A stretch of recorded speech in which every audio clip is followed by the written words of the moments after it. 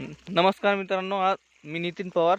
आज आपण त्र्यंबक पाटील यांच्या शेतामध्ये आलेलो आहोत.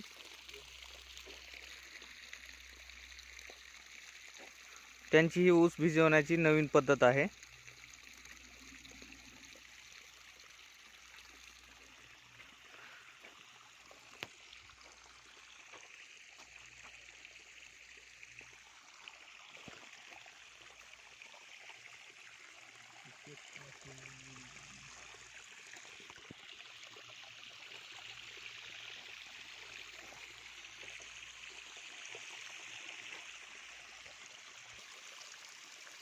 पाटील साहेब, ही कोणती पद्धत आहे ऊस भिजवण्याची? ही आपलं ड्रीप असते का, ड्रीप हम्म ड्रीपद्वारे जी नळी आतरायची, नळीच्या जागी फक्त जॉईनर लावलेले आहेत.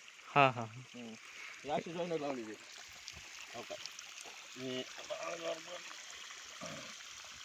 हे असे दोन्ही साईडनं. हा हा हे असं या पद्धतीने ऊस भिजवल्यास त्याचा काय ऊसाला परिणाम होतो? परिणाम म्हणजे एक तर रान अरे जी बुंड आहे ते पूर्णपणे भिजतो. हा हा हा आणि कमी पाणी म्हणजे आपण जे दारपुरीत बसायची गरज नाही समजत नाही ती. हा हा हा म्हणजे लय परेशान व्हायची गरज नाही. ठीक आहे. म्हणजे सगळ्या काकरेमध्ये एक समान पाणी जातो. हा हा त्र्यंबक पाटलाचा ऊस आहे. पाटील, किती दिवस झाले ऊसाला? एक 1.5 महिन्याच्या जवळपास झाले.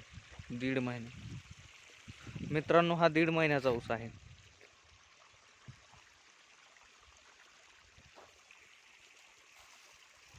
आपण बघू शकता.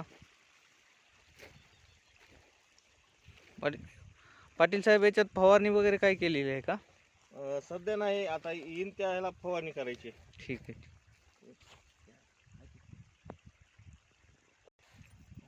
पाटील साहेब, हे बेणं कुठून आणलंय आपण? आपल्या स्वतःच्याच घरचं आहे. हा. किती दिवसापासून आपण हा ऊस लावतात? मी जशी शेती करतो, एक 8 वर्ष झालं तीच आहे बेणं माझ्याकडे. हा हा ह्या जातीचं नाव आहे 8632 निरा. हा. पाटील साहेब, यातून आपल्याली एकरी किती उत्पन्न भेटतं? एकरी 60 ते 70 टन सरासरी. ठीक आहे. मित्रांनो, हा बघितला आपण पाटील साहेबाचा ऊस.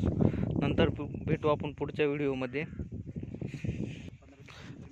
मित्रांनो, आपल्याला हा व्हिडिओ आवडला तर नक्कीच माझ्या चॅनलला सबस्क्राईब करा व व्हिडिओला लाईक करा, लाईक व शेअर करा.